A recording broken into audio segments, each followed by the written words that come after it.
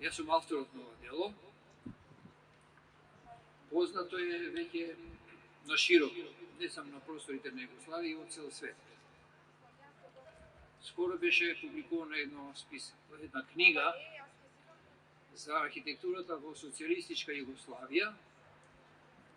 Во која книга насловната корица беше публикувана сликата "Тоа е студентски дом Гоце Делчев", со што се дава едно големо признание на македонската архитектура во однос на целата југословенска архитектура.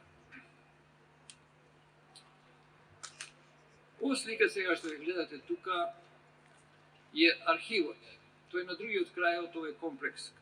На едната страна, на јужната страна од комплексот е студентскиот дом Гоце Делчев, а на северната страна се наоѓа архивот. Архивот нема врска сега со ова денеска што ќе зборуваме.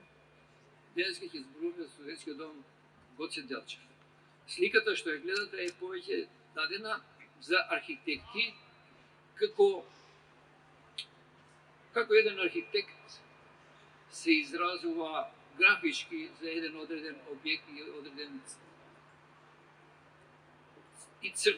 цртеж. Овој цртеж е направен во безброј крупчиња, во кои што со фломастер многу внимателно се офрлуваат знаци поедини и се доловува објектот кој што го сакате да го презентирате.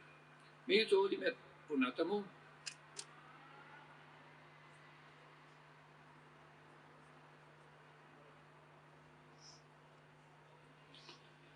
Одиме со студентскиот дом Гоце Делчев.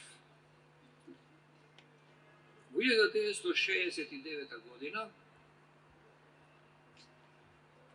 на 11 октомври, беше пуштен во употреба првиот дел од објектите на студентскиот дом. Тоа значи блок А и блок Б.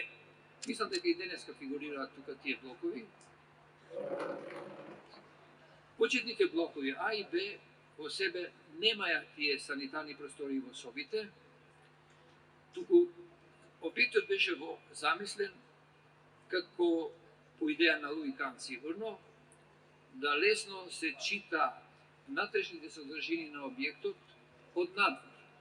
Така да кога гледате од надвор студентскиот дом, еден блок кога гледате, се распознава вертикалната комуникација, каде што се лифтовите и скалите, се централно поставени, лево и десно на нив е поставена содржината на студентскиот дом, каде што се наоѓаат спалните, а сосема на крај, на едната и на другата страна, се наоѓаат санитарните простории.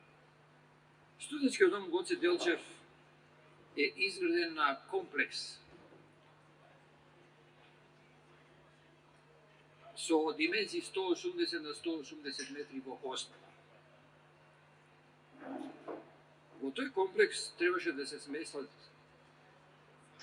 1200 студенти, за нив да се предвиди ресторанска зграда и спортска дворана, спортска сала, со уредување на партерното решение и предвидени игралишта за одбојка и кошарка, кај што се наоѓаат во близина на спортската сала, потоа тениско игралиште и паркинг за студенти некаде за 40 возила, како и две парковски зони, квадранти, во кои што предвидов разни клупи, водени површини, дрва и така натаму, за каде што студентите можат во природа да седат и да разговарат меѓу себе си или да читаат. Целиот комплекс е поделен на 4 квадранти, кои што се различити по големина, со цел да се избегне чувството на било каква монотонија, повторување. Во најголемиот квадрант е сместен студентскиот дом, потоа следува ресторанскиот квадрант, па салата за спортови, спортската сала и потоа оние дворови со украсно зеленило. Како што се гледа во ситуацијата, објектот е поделен на 4 блока, 4 блокови, и тие 1200 студенти требаше да се поделат на 4 дела, тоа значи во секој блок по 300 студенти. Секој блок е составен од низок и висок дел, и ги гледате тука ни се пред нас. Нискиот дел е 5+6 ката, а високиот 5+14 ката. Во централната зона се поставени ниските блокови со цел да полесно продира светлината и сонцето, а бочно се поставени високите делови. На шестиот кат од ниските делови воспоставени се врски со мостовски врски помеѓу објектите со цел да се оформи горе една зона каде што ќе може студентите од било кој објект лесно да се поврзат со другиот објект.